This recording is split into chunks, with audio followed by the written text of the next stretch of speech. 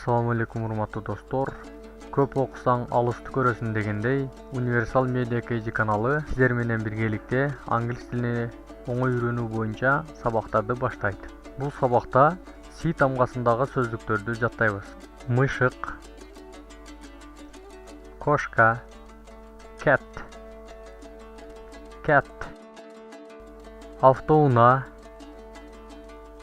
автомобиль, car,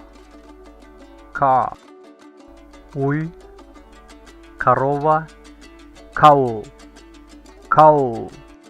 торт, cake,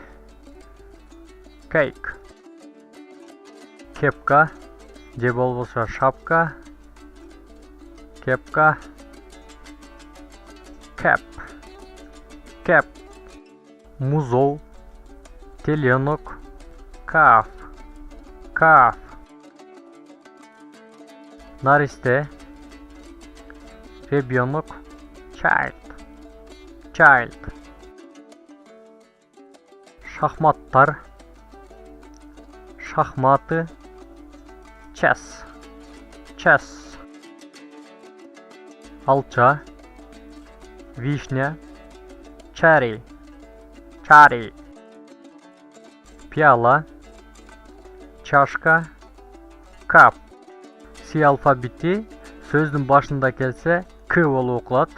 Ошондуктан биздин азыр бардык сөздөрүбүздө К болуп окулду. Ушуну менен биздин сабак аягына чыкты. Биздин каналга катталышты унутпаңыз. Аны үчүн подписация баскычын басып, коңгуроочону басып коюңуз. Кийинки сабактарды өткөрүп жибербеш үчүн.